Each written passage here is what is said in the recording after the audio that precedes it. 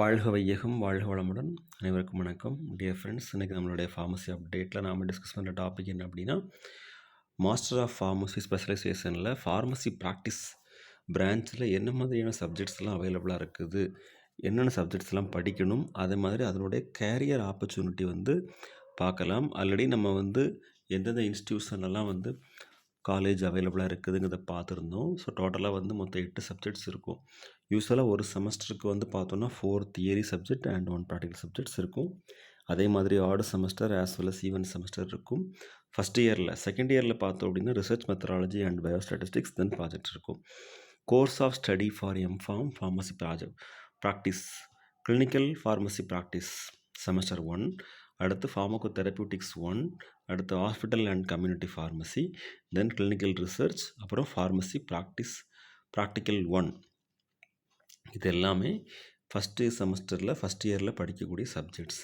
அடுத்து செமஸ்டர் 2ன்னு பார்த்தோம் அப்படின்னா principles of quality use of medicines, அடுத்து pharmacotherapeutics 2, clinical pharmacokinetics and pharmacotherapeutic drug monitoring, then pharmacoepidemiology and pharmacoeconomics, next pharmacy practical 2. அடுத்து seminar and assignment காமனாக எல்லா செமஸ்டருக்கும் உள்ளது தான், செமினார் அசைன்மெண்ட். ஓகே, அடுத்து semester 3ல் research methodology and biostatistics, அது நான் யூனிவர்சிட்டி எக்ஸாமினேஷன்.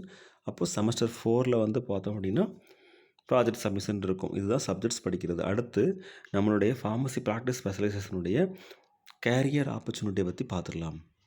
ஸோ இதில் ஃபார்மசி ப்ராக்டிஸ் எம்ஃபார்மசி முடித்தோம் அப்படின்னா என்ன மாதிரியான கேரியர் ஆப்பர்ச்சுனிட்டிஸ்லாம் அவைலபிளாக இருக்குது அப்படிங்கிறத பற்றி ஒரு 15 ஆப்பர்ச்சுனிட்டிஸ் நம்ம டிஸ்கஸ் பண்ணலாம். ஃபஸ்ட்டு என்ன அப்படின்னா ஒரு இன்ட்ரொடக்ஷன் பார்த்துருவோம். A master of pharmacy practice, எம்பிபின்னு சொல்லுவோம் ஷார்ட்டாக. It is a master degree can lead to various career opportunities in pharmacy practice, research, education.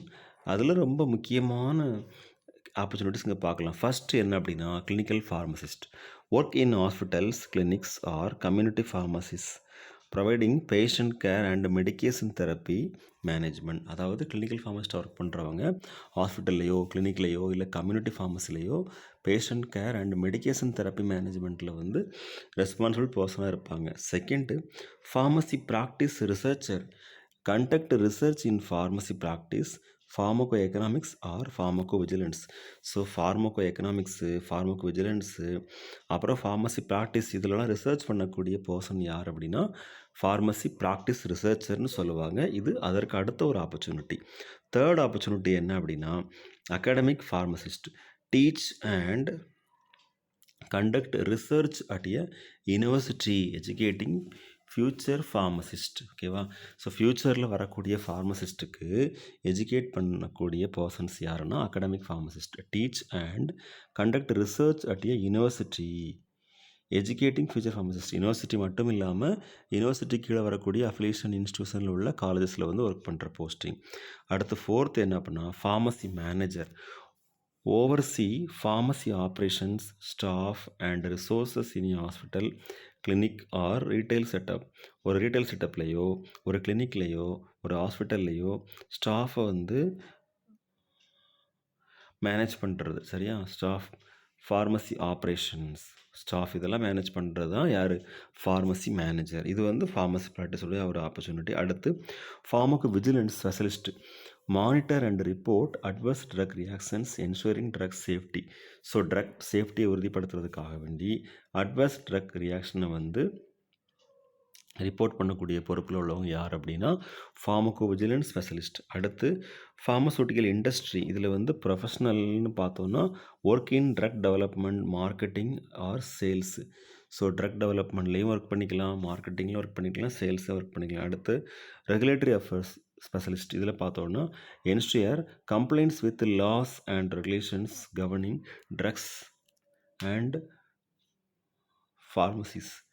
So இதில் complaints with laws and regulations. சரியா? ட்ரக்ஸ் இல்லை, laws and regulation governing drugs and pharmacy. So ஒரு ட்ரக்கை நிர்வாகம் பண்ணுறதுக்கும் மருந்தை கையாளுவதற்கும் ஒரு ஃபார்மசியை கையாளுவதற்கும் என்ன மாதிரியான லா அண்ட் ரெகுலேஷன் இருக்குது, ஸோ அப்படிங்கிறத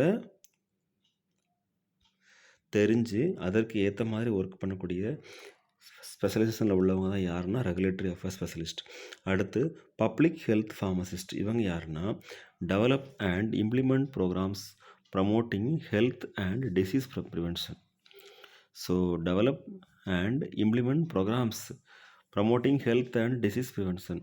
ஸோ பேஷண்ட்ஸுடைய ஹெல்த்தை வந்து ப்ரமோட் பண்ணுறதுக்கும் டிசீஸை வந்து கட்டுப்படுத்துறதுக்கும் ஏற்ற மாதிரி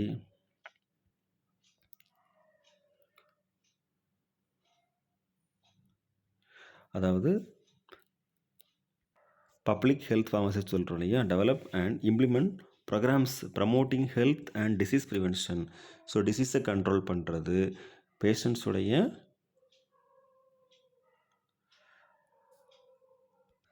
ஹெல்த்தில் கேர் எடுத்துக்கிடுறது, அது மட்டும் இல்லாமல் நிறைய ப்ரோக்ராம்ஸ் வந்து இம்ப்ளிமெண்ட் பண்ணுறது பப்ளிக்கில், அதுவும் எங்களுடைய ரோல். அடுத்து ஹெல்த் பாலிசி அனலிஸ்ட். இவங்க என்ன பண்ணுவாங்கன்னா analyse and develop policies related to health care and pharmacy practice. Health care சம்மந்தப்பட்டதாக இருந்தாலும் ஃபார்மசி ப்ராக்டிஸ் சம்மந்தப்பட்டதாக இருந்தாலும் அதை அனலைஸ் பண்ணி டெவலப் பண்ணக்கூடியவங்க யார் அப்படின்னா ஹெல்த் பாலிசி அனலிஸ்ட் அவங்க.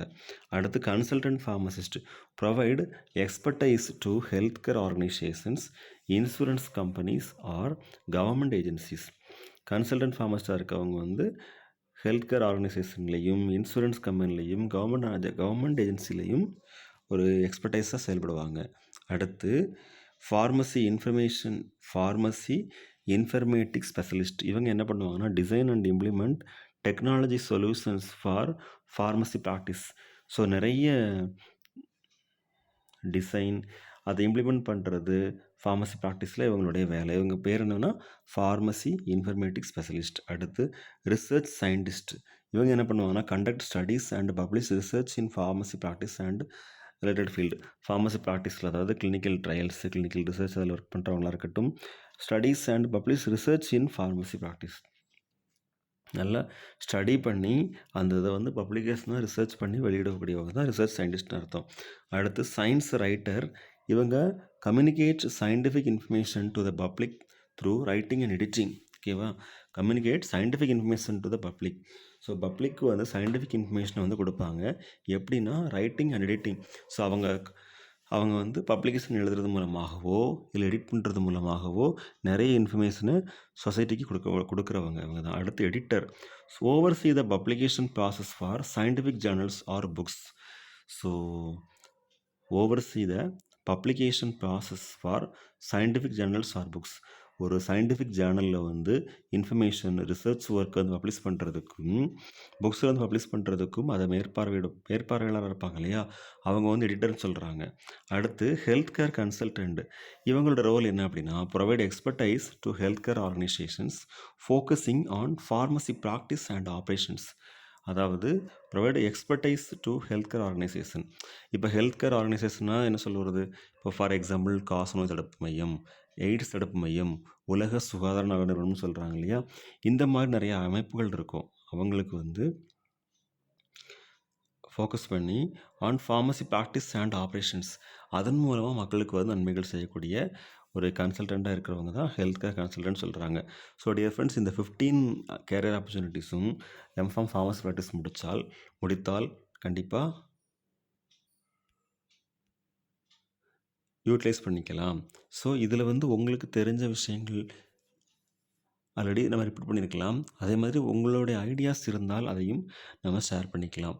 நீங்கள் ஷேர் பண்ணிங்கன்னா கண்டிப்பாக அது அந்த ஐடியாஸ் வந்து மற்ற பர்சன்ஸ்க்கு வந்து யூஸ்ஃபுல்லான தகவலாக இருக்கும் அப்படின்னு தெரியப்படுத்திக்கிறோம்.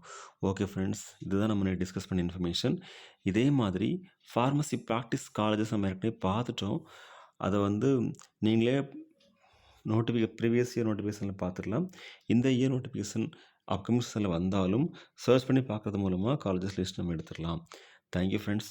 Best wishes for all success in our life. வாழ்க வையகம், வாழ்க வளமுடன். நன்றி.